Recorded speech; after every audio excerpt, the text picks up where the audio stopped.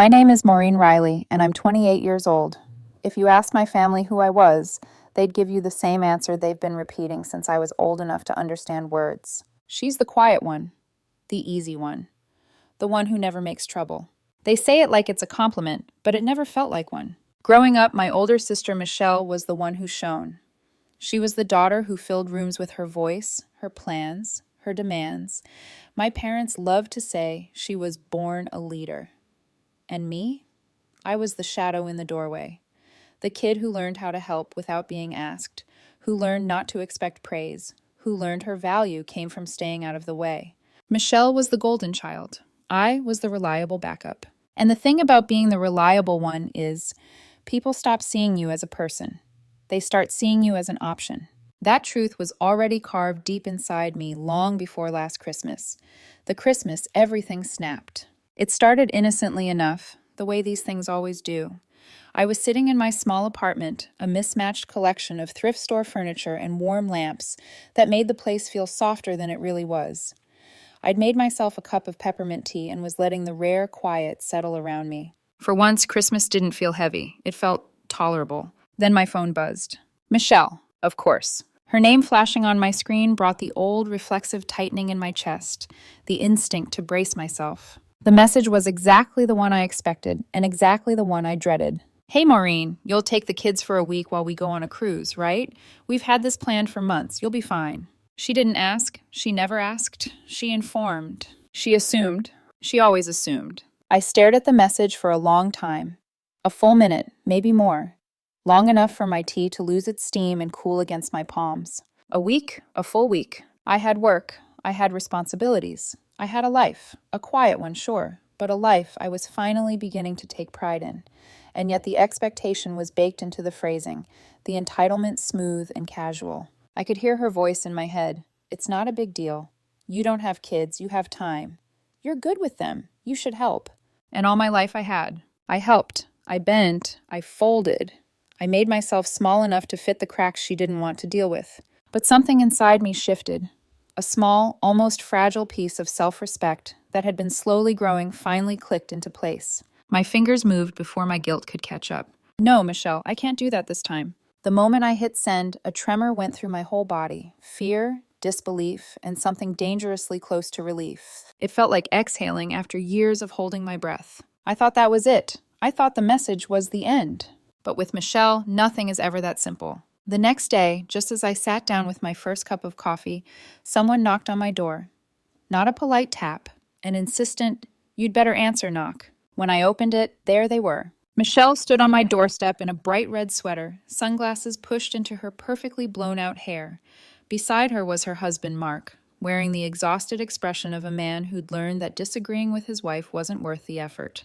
And behind them, luggage, suitcases, a stroller, the kids' backpacks, like they were checking into a hotel. Michelle lifted one suitcase and gave me a dazzling, performative smile. "Oh, good, you're home. We didn't see your message, so we just came by. We're heading out today, so if you could just take—" "No." My voice surprised all three of us. Steady, clear, not shaky or apologetic. "Just no." Michelle's smile cracked. Only for a second, but I saw it. Confusion, disbelief, then irritation flickered in her eyes before she put the mask back on. "What do you mean no?" she asked, voice airy but edged with steel. "I'm not babysitting this time." She blinked, then blinked again. "Oh, come on, Maureen." She laughed a little too lightly. "Don't be dramatic. It's just a week." Behind her, Mark shifted uneasily. It was the kind of nervous shuffle men make when they desperately don't want to get involved. "I said no," I repeated. This time her face drained almost entirely of color. "You're serious?" "Dead serious." The silence stretched between us, thick as winter fog. Michelle looked at me like she didn't recognize me, as if she were trying to compute some impossible math problem. Finally, she inhaled sharply, forcing her voice calm. "Well, that's your choice," she said, each syllable coated with fake sweetness. "But we're still going." She tugged her sunglasses down, turned away sharply, and added without looking back, "Have a wonderful holiday, Maureen." I watched them drag their luggage down the hallway, Mark glancing back once as if silently apologizing. When I closed the door, my hands were trembling, but not from fear, from release. From the terrifying, intoxicating realization that I had finally defended myself. The next morning, I walked out to check my mail. and that's when I saw it. A piece of paper taped right to the center of my door. Michelle's handwriting, sharp, slanted. You'll regret this. We'll see how you handle life without family. A cold shiver ran through me. It wasn't just a note, it was a warning, a threat, a promise that she wasn't done. And something deep inside me whispered, this is only the beginning. I didn't realize how quickly a no could unravel an entire family system until 3 days later. 3 days of quiet so heavy it felt staged. Michelle wasn't the type to give up, and when she was silent, she was plotting. That was the rule. That had always been the rule. When my phone rang that afternoon, I didn't even have to check the caller ID. I knew. I let it ring twice, hoping it would stop. It didn't. I sighed and answered, hello? Her voice came through sharp, irritated, and completely unbothered by the fact that she had abandoned her children on a cruise ship in the middle of the ocean. Maureen, why aren't you helping more? I blinked. Helping what exactly? The kids, she snapped, like it was obvious. I told you to check in on them, make sure everything's okay. I stared at my kitchen wall, stunned. She was serious. She actually believed this. You left the country, I said slowly. How would I check in on children who aren't even here? There was loud music behind her. Poolside DJ, kids splashing, clinking glasses. The blissful chaos of a tropical vacation. Maureen, don't be difficult. They're out of control. And Mark is useless and, they're driving me insane. So you're calling me, I said, from a cruise ship to manage children who isn't even in my care. Yes, you're their aunt. I told you no. She scoffed hard, the kind of scoff that dripped with decades of entitlement. You're being so dramatic, Maureen. Honestly, I'm starting to regret even relying on you. This is the last time I'll ever ask you for anything. That familiar line. It was the exact same sentence she had written in the note on my door. Something inside me hardened. That's fine, I said quietly. I don't regret saying no. She went silent, completely silent, as if I'd slapped her. But I wasn't done absorbing the blow she had prepared next. You know, she said finally, voice smooth and rehearsed, Mom thinks you've been a disappointment lately. I told her you're acting distant, cold, and she agreed. She said she's worried about you. It was a gut punch. Not because I believed it, but because I knew Michelle was lying, or twisting, or exaggerating, her favorite sport. Mom hadn't called me in weeks. Not to check in, not to ask if I was okay, not for anything.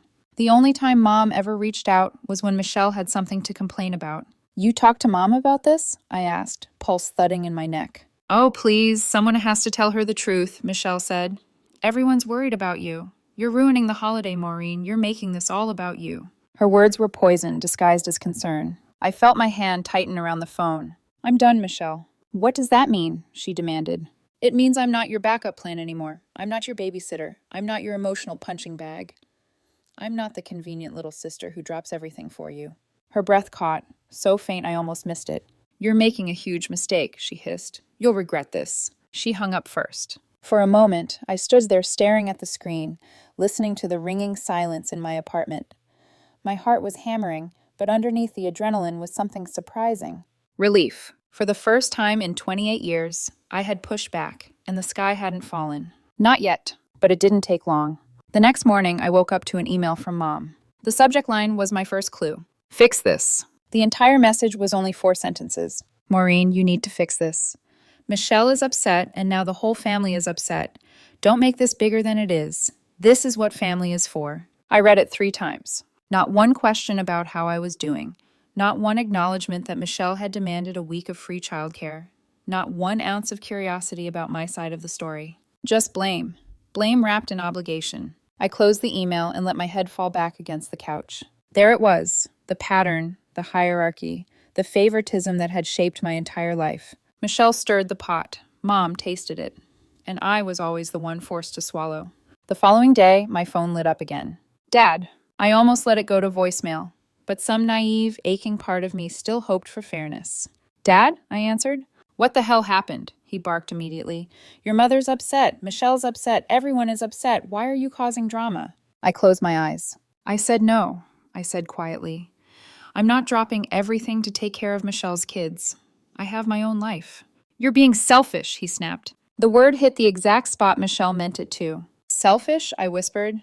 What's selfish is expecting me to give up everything for your convenience. You've never once asked what I need. Silence. A cold, punishing silence. Then he delivered the line that would stay with me for weeks. Michelle and your mother are right. You've always been difficult. You need to learn how to be part of this family. And there it was. The truth behind every holiday dinner, every birthday party, every childhood memory. I was the outsider, the afterthought, the one they believed owed them something simply for existing. I'm not walking away from this family, I said softly. I'm just done being used. He hung up on me, just like that. The next morning, Michelle emailed, "Enjoy your holidays, Maureen. This is the last time I'll ever ask you for anything." An hour later, Mom called. "You've broken your sister's heart," she said flatly.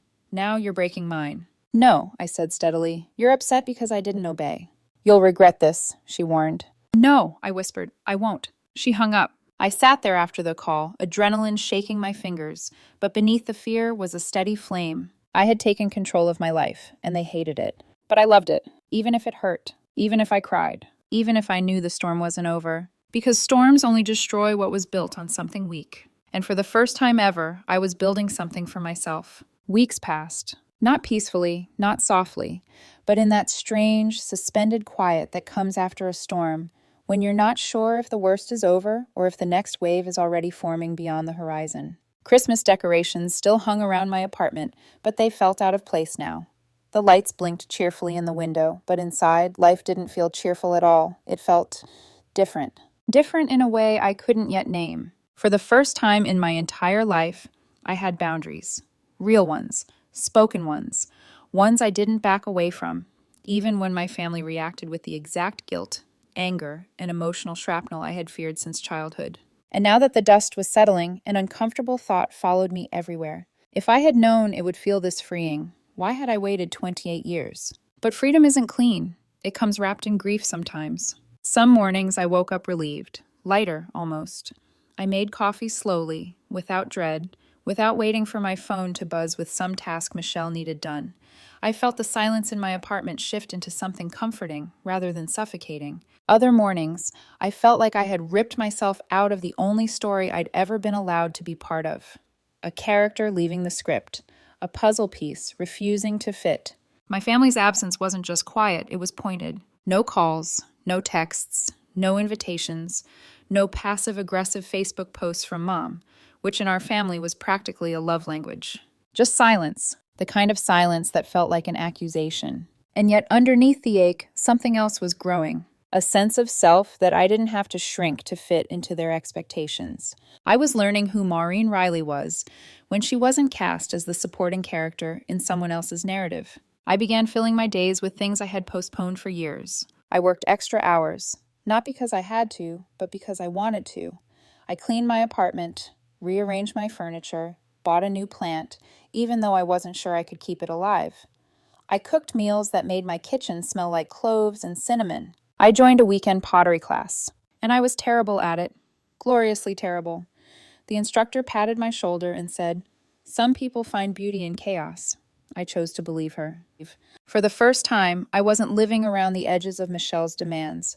I wasn't waiting for the next favor, the next request, disguised as responsibility. The quiet wasn't loneliness, it was space. Space for me, but the old voices didn't leave without a fight. Mom's warning, "You'll regret this," echoed when I tried to sleep some nights.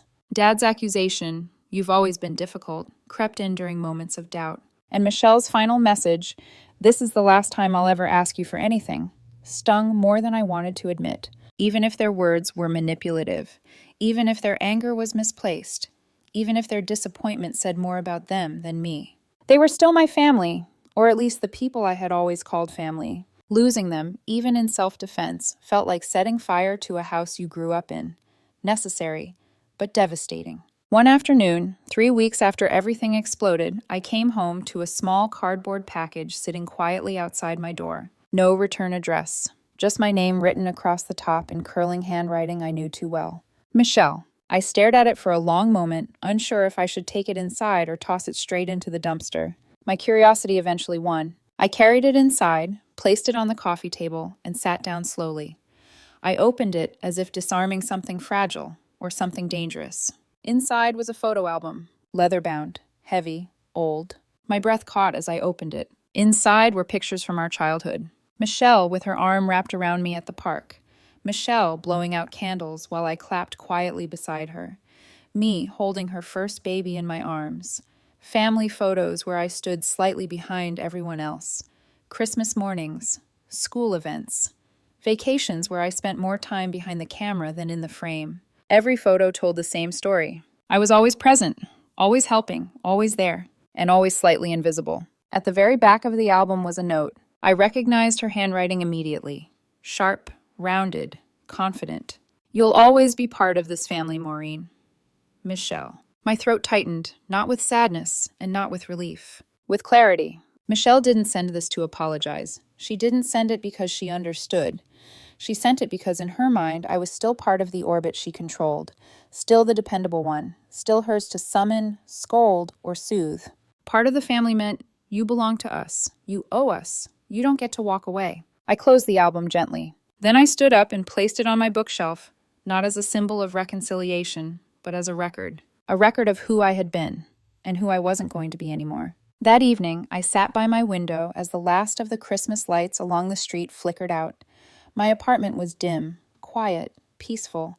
For the first time, I felt something warm settle over me. Not fear, not regret, not guilt. Acceptance. I had lost something, but I had gained something bigger. My voice, my autonomy, my life back. Michelle might never understand.